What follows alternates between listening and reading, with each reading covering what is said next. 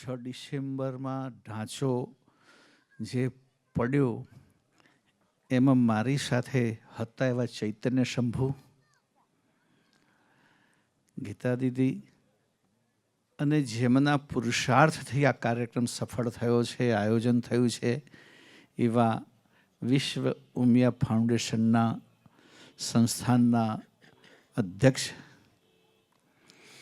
RP Patel, અન્ય સૌ ટ્રસ્ટીગણ, માનનીય ગોરધનભાઈ ઝડપિયા, વિશ્વ હિન્દુ પરિષદના ક્ષેત્રીય મંત્રી અમારા અશોકભાઈ રાવલજી, પરિષદના અન્ય સૌ અધિકારીઓ અને સામે બેઠેલા સૌ કાર સેવકો.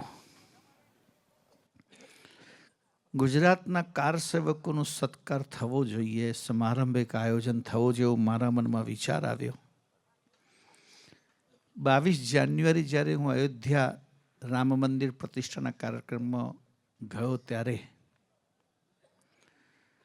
સંતો તો 4000 હતા, પણ જૂના જે સંતો જે આંદોલન સાથે સંકળાયેલા હતા પ્રથમથી, એવા સંતો સાથે મળવાનું થયું. જૂની યાદો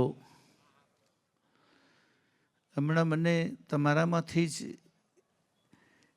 અમારા ભરૂચ બાજારના સ્વયંસેવકે થોડા ફોટા મને મોકલ્યા કે જે મારી સાથે જેલમાં હતા 1990માં, અને ગુજરાતના 10-12 કાર સેવકોએ જેમણે એ વખતે ફોટા મારી સાથે પડેલા એ પણ મને મળ્યા હમણાં. તો આ બધું તાજું થયું એટલે મને એમ થયું કે કાર સેવકો આમાં મોટું, કારણ કે બંને કાર સેવામાં હું હાજર રહ્યો છું, 90માં પણ અને 1992માં પણ, બંનેનો સાક્ષી હું રહ્યો છું. એ સિવાય આંદોલનના પ્રારંભથી, જ્યારે આંદોલનનો પ્રારંભ પાયો નખાયો 1984માં વિજ્ઞાન ભવન દિલ્હી ખાતે, એ વખતના પણ ફોટા મારી પાસે છે. ત્યાર પછી એક ફોટો તો એવો મળ્યો કે આ 84ની સભા પછી વિજ્ઞાન ભવનની તરત જ સંકટ મોચન કાર્યાલય વિશ્વ હિન્દુ પરિષદ દિલ્હીમાં જે બેઠક મળી ત્યારે અમે ગણતરી કરીને 38 કે 39 લોકો જ હતા સંતોમાં. અને મને એક વાતનું ગૌરવ છે કે 38 સંતોમાંથી હાલ વર્તમાનમાં જે 3 સંતો હયા છે એમાંનો હું એક છું.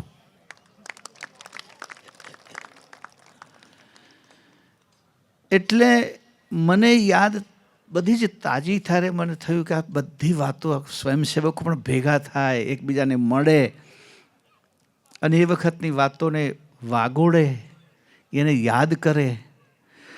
હમણાં છેક ભાવનગરથી એક વડીલ આવ્યા છે, યુવાન, એમના પિતાશ્રીને લઈને કે જે કેન્સરના છે, પણ એમણે જ્યારે સાંભળ્યું કે હા ઈશ્વરભાઈ ભટ્ટ લઈને આવ્યા છે, તો અહીંયા આવ્યા સ્ટેજ ઉપર, મને બહુ આનંદ થયો. અને તમને બધાને પણ માને કે એક પરિવાર આપણે ભેગો થયો છે એવો આપણે અહેસાસ કરીએ છીએ. એટલે બીજા ઇતિહાસની તો હું બહુ ચર્ચા નહીં કરું, અહીંયા બધી જ ચર્ચા થઈ ગઈ કે ભાઈ રામ જન્મભૂમિ આંદોલન કેવી રીતે શરૂ થયું, કેવી રીતે કોર્ટમાં, કોર્ટની બહાર કેવા જંગ થયા, કોણે કોણે કેવી ભૂમિકા ભજવી, એ બધો જ એક ઇતિહાસ તો છે જ. પણ મને વધારે આનંદ છે કાર સેવકોને મળવામાં, કે આ બધા જ આ કાર્યમાં આપણે બધા સામેલ હતા. એવા ચોક્કસ છે કે આમાં જેમ બધા વક્તાઓએ કહ્યું તેમ કે અલગ અલગ ઘણા ફેક્ટર્સ આમાં પોતપોતાનું યોગદાન આપ્યું છે. પણ એક વાત હું વિશેષ એટલું કહીશ, ચોક્કસ આ સરકારનો પણ ઘણો, કારણ કે અમે એક વખત 1918માં 19ની ચૂંટણી આવતા પહેલાં 2018માં દિલ્હી ટાલ કતોરા ખાતે ટાલ ઠોકી હતી અમે કે રામ જન્મભૂમિ અંગે સરકાર નિર્ણય લે તો અમે 2019માં સહયોગ આપીશું. 3500 સંતો ભેગા થયા અને એ સભા પણ મારા અધ્યક્ષ સ્થાને હતી. ધર્માદેશ આપ્યો અમે. 2 દિવસમાં અમિતભાઈનો ફોન આવ્યો. એ વખતે ભારતીય જનતા પાર્ટીના રાષ્ટ્રીય અધ્યક્ષ હતા, પ્રમુખ હતા. મને કહે તમે શું કર્યું? તમારા બધાથી અમે ઉપર આવ્યા છીએ છેક દિલ્હી સુધી, હવે પાછા તમે જ બોલાવશો? મેં કહ્યું ભાઈ બધા સંતોની ઈચ્છા છે કે તમે કશું કર્યું નહીં. જો સરદાર વલ્લભભાઈ પટેલે કાયદો બનાવીને લોકસભામાં વાત મૂકીને જો સોમનાથનું મંદિર બનાવી શક્યા હોય તો તમે અયોધ્યાનું કેમ ન બનાવી શકો? તમારી સરકાર પણ 5 વર્ષ પૂરો કરશે, અમારે રાહ ક્યાં સુધી જોવી? એમણે તરત જ એમના બંગલે અખિલ ભારતીય સંત સમિતિના 15-20 સંતો, એમાં હું પણ હતો, સંઘના પદાધિકારીઓ, વરિષ્ઠ પરિષદના વરિષ્ઠ પદાધિકારીઓને એમને બંગલે બેઠક થઈ 2019ની ચૂંટણી પહેલાં. પણ એમણે જે વાતો કરી, મારી બધી વાતો સાંભળી લીધી, પણ એમણે જે કંઈક વાત કરી એમને કે એક વખત અમારા પર તમે વિશ્વાસ મૂકો, આ વખત અમારી છેવી છે કે ચૂંટણીમાં રામ જન્મભૂમિ વચ્ચે નથી લાવવી. કારણ કે વિરોધીઓ એમ કહે છે કે જ્યારે ચૂંટણી આવે ત્યારે જ તમને રામ જન્મભૂમિ યાદ આવે છે. એટલે આ મુદ્દો કોરાણે મૂકી અને અમને આશીર્વાદ આપો કે અમે ચૂંટણી જીતીએ અને આવીને પહેલાં પહેલું કામ રામ જન્મભૂમિનું કરીશું. અને મને ગૌરવ થાય છે એ વાતનું. એમણે બહુ એટલી બધી વાતો કરી. અમે જ્યારે કહ્યું કે તમે કાયદો કરી શકો, આ રામ જન્મભૂમિ હિન્દુને સોંપાય, એવું બધું તમે કહેતા કે બધું જ કરી શકીએ, પણ અમે પ્રતિજ્ઞા લીધી છે, શપથ લીધા છે કે કોઈ પણ વ્યક્તિનો પક્ષપાત કર્યા વગર, પૂર્વાગ્રહ કે કોઈને અન્યાય કર્યા વગર અમારે શાસન ચલાવવું, અને એ રીતે અમે ચલાવીશું શાસન. અમે કીધું રામ જન્મનો તમે ઉકેલ કઈ રીતે લાવશો? તો કે મારા પર વિશ્વાસ જ મૂકો બસ. અને બધા સંતો બહુ સારો સત્કાર કર્યો હતો અમને બધાને. બધા સંતોનો એટલો સારો સત્કાર કર્યો હતો. બીજા બધા સંતોએ એમને કહ્યું કે ગુજરાતીઓના સંસ્કાર, સંતોની જે સન્માન કરવાની ભાવના, બધાને ગુજરાતી થેપલા અને ખમણ, ખીચડી કઢી જમાડી. મને પણ કવરમાં 11,000 રૂપિયા મૂક્યા હતા. એટલું સરસ સન્માન. મેં કહ્યું આપણને ગૌરવ થાય, પૈસાનું મહત્વ નથી, પણ એમને જે સંતોનો, અને આમ 2 લાઈનો હતી, આ બાજુ સંતો બેઠા, આ બાજુ સંતો. મને એમણે એમની જોડે બેસાડ્યો કે તમે અખિલ ભારતીય સમિતિના અધ્યક્ષ તરીકે છો, હું ભાજપના અધ્યક્ષ તરીકે છું, આપણે 2 સાથે બેસીને આ વાત કરીએ. તો આ બધું મને યાદ આવ્યું ખાસ 22મી તારીખે. અને મારા મનમાં એક ભાવ જાગ્યો કે બધા કારસેવકો ભેગા થાય, પરિવાર ભેગો થાય અને એમનો સત્કાર કરીએ. અને આ વાત મેં મૂકી, આમ તો 2-3 જગ્યાએ મૂકી હતી. પહેલાં તો મેં સારસા કાર્યક્રમ કરવાનો વિચાર્યું હતું, પણ બધા અમારા અશોકભાઈ વીર બધાનું કહેવું હતું કે બહુ દૂર પડશે અને બધા લોકો તો નહીં આવી શકે, તો આપણે અમદાવાદમાં જ થાય તો બહુ સારું. અને અમદાવાદમાં મેં વિષ્ણુભાઈને વાત કરી, વિષ્ણુભાઈએ આરપી પટેલને વાત કરીને બધાએ એમનો વળી દિવસે મને લાગે કમિટીની બેઠક જ કંઈક હતી, અને એટલી સ્વીકાર લીધી સાથે સાથે એટલું સુંદરતમ આપણે જોઈએ છે, કેટલી સુંદર વ્યવસ્થા કરી છે. અને સાથે તમને બધાને આપવાનું જે મોમેન્ટો તૈયાર કર્યું છે, એ મોમેન્ટોની વિશેષતા એ કદાચ ધ્યાનથી જોશો તો જ ખબર પડશે. પણ હું તમને બતાવી દઉં છું, તમે જોઈ લેજો. જ્યારે રામલાલાની પ્રતિષ્ઠા થઈ ત્યારે કેટલા લોકોએ એવો વિરોધ ઉઠાવ્યો હતો કે જે રામલાલા ટેન્ટમાં હતા એ ક્યાં? તમે તો મોટા 51 ઇંચ ઊંચા રામલાલાનું સ્વરૂપ બનાવીને એની પ્રતિષ્ઠા કરી, પણ એમની બધાની આંખો ઉપર પટ્ટી હતી. એમણે જોયું નહીં કે રામલાલાની પ્રતિમાની આગળ એ મૂળ સ્વરૂપ રામલાલાનું બિરાજમાન છે. અને અમારા આરપી પટેલ સાહેબે એ રામલાલાનું જે ભવ્ય, પાછળ તો સ્વરૂપ છે જ. રામલાલાનું ભવ્ય મંદિર છે અને એની અંદર રામલાલાનું પણ સ્વરૂપ બિરાજમાન છે. તમને જે મોમેન્ટો આપવામાં આવવાનો છે એમાં, એટલે એટલી સરસ રીતે આ વ્યવસ્થા કરી, બધાએ ઇતિહાસ યાદ કરાયો. પણ હું હવે એવું કહીશ કે ભવિષ્યનું શું? તમને ખબર હોય તો કેટલા વિદિત ભાઈઓએ ચેલેન્જ કરી છે કે તમારી સત્તા છે તમે બનાવો, અમારી સત્તા આવશે ત્યારે અમે એને તોડીશું. તો આપણે સંકલ્પ કરવાનો છે કે ક્યારે પણ એવા હિન્દુ વિરોધીઓ સત્તા સ્થાને ના બેસે, એના માટે આપણે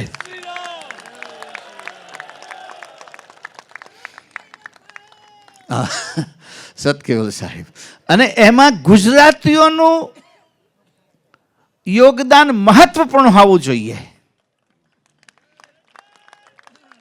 ક્યાં કે ગુજરાતમાં તો હું તો એમ માનું છું 2024 આવે છે અને 2024માં આપણે એમ કામ કરવાનું છે 26નું. 2024માં કામ કરવાનું છે 26નું, 25 નહીં, પૂરેપૂરી. બરાબર છે. કારણ કે આખા દેશને આપણે સંદેશ આપવાનો છે કે ગુજરાત મોખરે છે અને આપણને આનંદ થાય દરેક વાતનું. રામ જન્મભૂમિ આંદોલનની વાત હોય, હું તો બધી જગ્યાએ કહું છું કે આ જે ભવ્ય રામ જન્મભૂમિ મંદિર બન્યું છે એમાં ગુજરાતનું જે યોગદાન છે, ત્યાં પણ તો બધાની સાથે ચર્ચા કરતો હતો કે આ જે મંદિરની જે સ્થાપત્ય છે એમાં પણ ગુજરાતનું યોગદાન છે. એ શૈલી પણ ગુજરાતની છે, જેને નાગરી શૈલીનું સ્થાપત્ય કહેવામાં આવે. એ મંદિર પર જે ધજાદંડ લાગવાના છે એ પણ ગુજરાતથી ગયા છે. એ મંદિર પર જે શિખર કળશ એ પણ ગુજરાતના છે. અને સૌથી મોટી વાત અમારા અમદાવાદના ડગરવાસના પેલા ડબગરવાસના ભાઈઓ, એમણે એવડું મોટું નગારું મોકલ્યું છે કે અમારા જે રામ જન્મભૂમિ તીર્થક્ષેત્રના મહામંત્રીએ એમના પ્રવચનમાં તે દિવસે ઉલ્લેખ કર્યો કે મોટામાં મોટું નગારું ગુજરાતથી આવ્યું છે. તો રામ મંદિરમાં આપણો ફાળો મોટો છે, તો સંસદમાં આપણો ફાળો પૂરેપૂરો હોવો જોઈએ. એ ચૂક ના આવે. એની સાથે બીજી વાતો કે પ્રત્યેક હિન્દુ સાચો હિન્દુ બને, પ્રત્યેક હિન્દુ પૂર્ણ હિન્દુ બને. સંસ્કારોથી, આચારથી, વિચારથી આખી દુનિયા હવે આપણી સંસ્કૃતિને સ્વીકારતી થઈ છે, વિચારતી થઈ છે. ગઈકાલે જ અમારે અહીંયા આવવાનું થયું હતું પત્રકાર પરિષદમાં, ત્યારે મેં વાત કરી હતી કે ભાઈ નરેન્દ્રભાઈ મોદી અમારા દેશના યશસ્વી પ્રધાનમંત્રી. બધા લોકો કોઈ પ્રધાનમંત્રી કે માનનીય કે આદરણીય કે, હું એમને આચાર્ય નરેન્દ્ર મોદી કહું છું. કે આચાર્યનો અર્થ એવો થાય આચરણ કરીને જે ઉપદેશ આપે એનું નામ આચાર્ય. પોતે આચરણ કરીને ઉપદેશ આપે. એ ક્યાંય નથી કહેતા કે મનુષ્ય માટે શાકાહારી ઉત્તમ છે, પણ એ બધે આદેશ આપી દે છે. આપણે જોઈએ છીએ છેક બહારના જે કટ્ટર માંસાહારી કહી શકાય એવા મુસ્લિમ લોકો પણ, જેને અરબના કિંગ જે કહો તે, અહીં અમદાવાદમાં આવીને શાકાહારી ભોજન કહીને આનંદ માણે છે, તો એક ઉપદેશ જ થયો ને. અને રામ મંદિરની પ્રતિષ્ઠામાં એમણે જે રીતે વ્રત રાખીને જે સાધના કરી એ આચરણ તમારા એક ઉપદેશ જ છે. તો આપણે પણ, એટલે હું તો કહું આપણા હિન્દુ સંસ્કૃતિના બ્રાન્ડ એમ્બેસેડર જો કોઈ હોય અત્યારે તો આપણા વડાપ્રધાન નરેન્દ્રભાઈ મોદી. તો આપણે પણ આપણી દરેક આચારમાં, પરંપરામાં હિન્દુત્વ ઝલકવું જોઈએ. આપણી વાણીમાં, વ્યવહારમાં, આપણા જીવનમાં હિન્દુત્વ હોવું જોઈએ. અને બીજી વાત કે ભલે બાબર કે ઔરંગઝેબ કે બીજા લોકો તો ખુલ્લેઆમ મંદિરો તોડ્યા અને કેટલા લોકોને વટલાવ્યા, પણ અત્યારે જે મુસ્લિમોની વટાળ પ્રવૃત્તિ જે સિસ્ટમથી ચાલે છે, જે પદ્ધતિથી ચાલે છે, એના માટે પણ આપણે બધા જાગૃત રહી અને આપણા સમાજને જાગૃત કરવો જોઈએ. એટલે કાર સેવકોનું કાર્ય પૂરું થતું નથી. હવે આ બધા કાર સેવકો રાષ્ટ્ર સેવામાં અને હિન્દુ સેવામાં લાગેલા જ આજીવન રહેવું જોઈએ, એવું હું મારા મનથી વિચારું છું. અને એ સંદેશ લઈને આપ સૌ જાઓ. બીજો લાંબો ઇતિહાસ હું અહીંયા નહીં ચર્ચું, કારણ કે આમ તો મને તો જેલ શું છે 1990માં ખબર પડી. કારણ કે પહેલાં તો જે ફારુકાબાદ સેન્ટ્રલ જેલમાં અમે હતા 1500 લોકો હતા, પણ બધા તો છૂટી ગયા. 10 દિવસમાં બધાને છોડ્યા, મને 14 દિવસ રાખ્યો. વિશેષ પ્રેમ હતો એ લોકોનો. એટલે છેલ્લા 4 દિવસ અમે 4 જ જણ લોકો હતા. 4 એટલે મારી સાથે જે આવેલા તે જ. એ કે ત્યાં તો જેલમાં તો પત્રકાર વગેરે બધા જ આવતા હતા, એટલે બધું ચાલતું હતું. અહીંયા પણ લોકો ચિંતા કરતા હતા. જ્યારે 4 જ રહ્યા એટલે પેલા તો તરત જ આવ્યા દંડો મારતા કે તમે તમારા બેરેકમાં જતા રહો, હવે બહાર તમે ફરી ના શકો, કે બીજા બધા કેદીઓને અંદર નાખી દે, તમે પણ જતા રહો. અને જે ખાવાનું આવે ખબર પડી જેલનું ખાવાનું કેવું હોય. રોટલી માટે તો આપણે તો નિયમ છે કે ભાઈ એક હાથે જમવું, બીજો હાથ હેઠો નહીં કરવો, પણ જેલમાં 2 હાથનો જ ઉપયોગ કરતા, ત્યારે તો રોટલી તૂટતી હતી. એ બધી યાદો, પણ એનો આનંદ આવે છે. આજે એમાં હતા તો આ ગૌરવ લેવાનો આપણને અવસર મળ્યો, આ મહત્વની વાત છે.